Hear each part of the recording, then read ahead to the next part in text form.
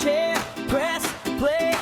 We're going for a ride. It's Inforens Dive, where your world comes alive. Study well, it's student life.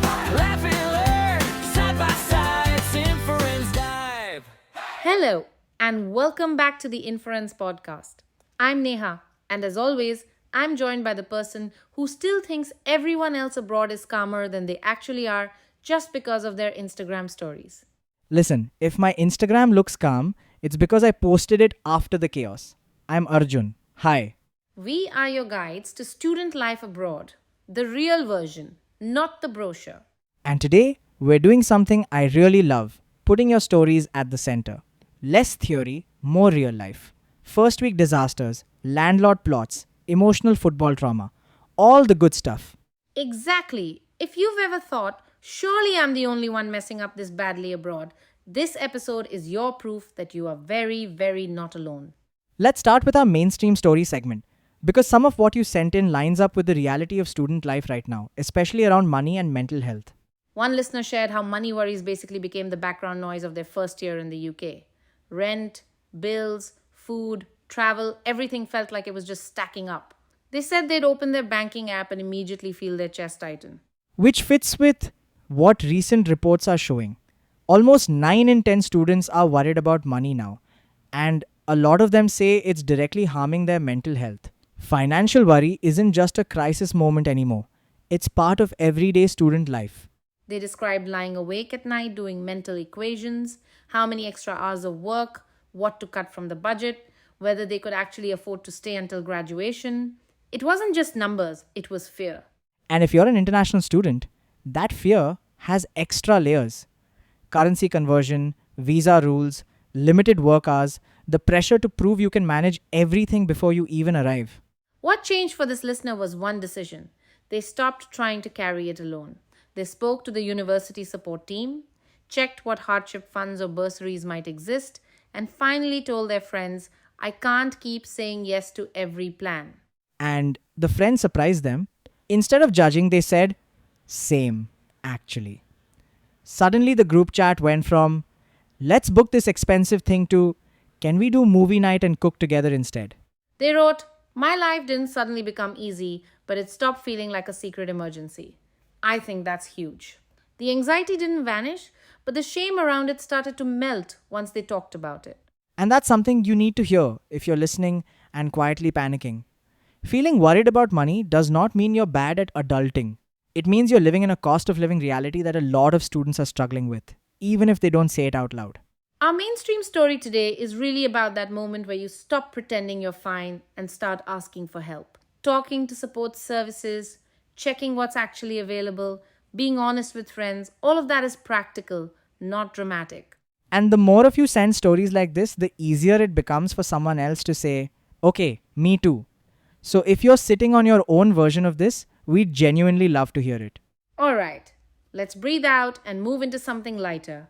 Because the chaos abroad isn't only serious, sometimes it's just absurd enough to be comedy. One of my favorite lighthearted stories we got was about a flat that looked perfect on paper. Close to campus, decent rent, friendly landlord. Then winter arrived, and the heating revealed its true personality. They said the thermostat had exactly 2 levels, freezing and sauna. No in between.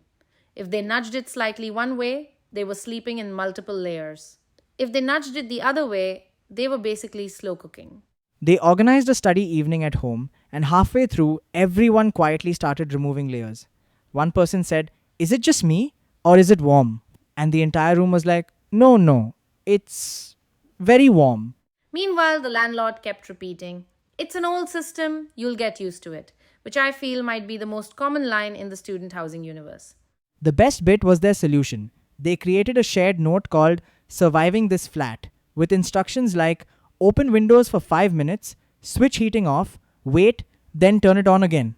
Do not touch the dial after midnight unless you want to gamble with your life. That's when you know you're really living abroad.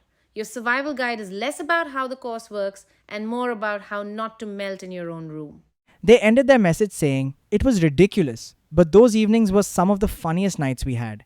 Everyone complaining together, laughing, trying to revise, while slowly overheating, and now it's a core memory, not just a problem. Which ties so nicely into my first night in London story, too.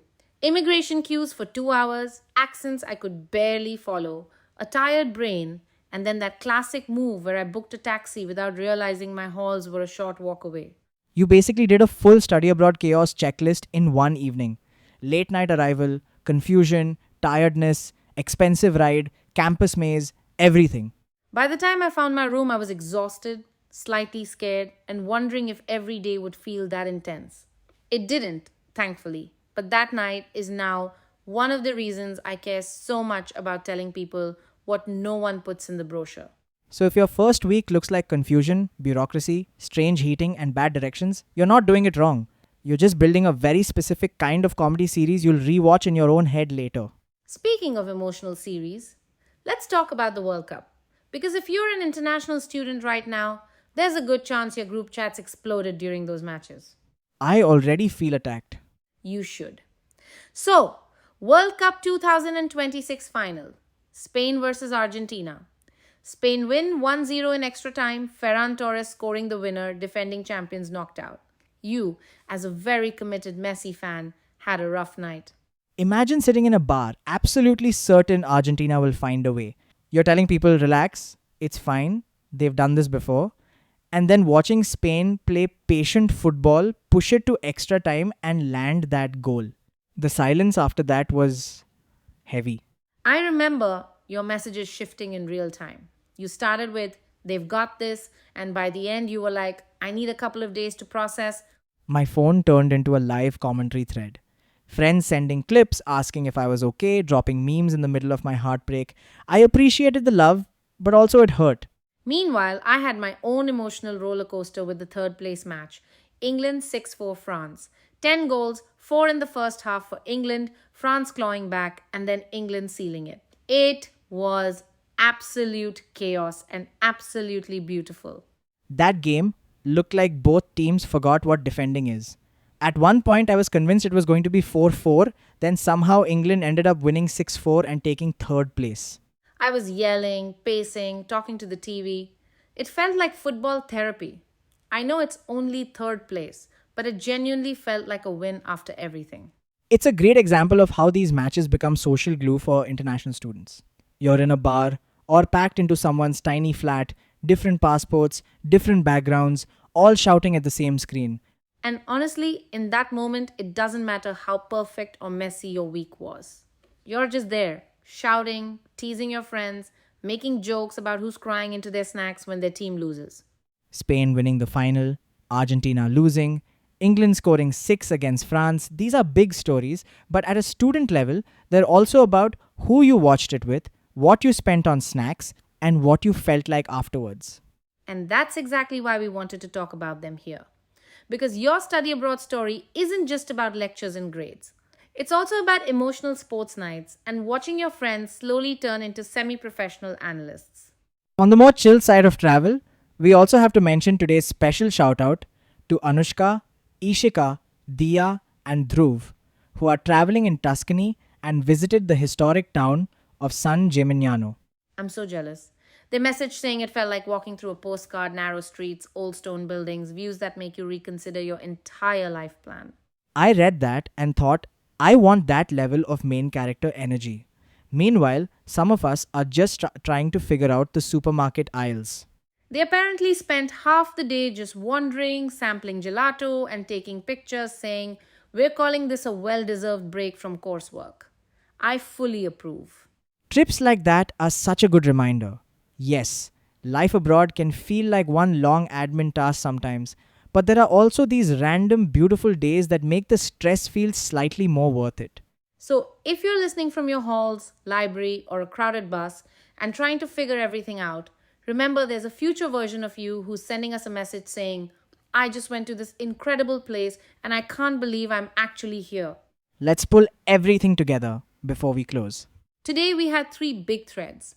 First, a mainstream story about money worry and mental health, and how one student's life shifted when they stopped carrying it alone and actually asked for help.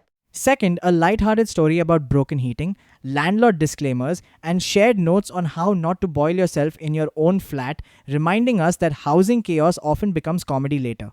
Third, our travel and sports thread. Spain beating Argentina 1-0 in extra time to win the World Cup, England winning a wild 6-4 third place match against France, and our Tuscany shoutout from San Gimignano proof that football nights and travel days both become part of your study abroad memory bank. The collective takeaway? Nobody's abroad experience is smooth. Behind every aesthetic post, there are banking app panics, weird thermostats, heartbreaking football results, and exhausted first nights in new cities, plus joy, friendship, and random beauty. And this is where we really want to invite you in. If any part of today's episode reminded you of your own story, the money stress, the weird landlord, the football drama, the unexpected travel win, send it to us. It doesn't have to be perfectly written. Voice note style is fine. This happened, I survived, I still don't know how is honestly our favorite format. You can send us your first week chaos story, your landlord or accommodation saga, your sports or travel memory that felt bigger than just a game or a day trip. And your celebration moments too? Birthdays, engagements, anniversaries, exam results, visa approvals, first week abroad, or even I finally cooked something that didn't burn. Today's shout out again goes to Anushka, Ishika, Dia, and Dhruv in Tuscany. We hope your gelato was elite, your photos were slightly too many, and your group chat is now full of people saying, "Take me next time." And if you're sitting there thinking, my story isn't exciting enough, I promise you it is.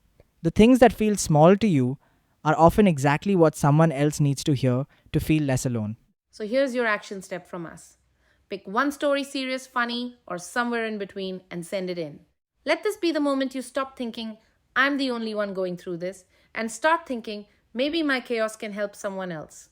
We can't promise we'll read every single story on air, but we do promise that we'll treat them with respect, humor, and honesty. Because this podcast is only real if your voices are in it too.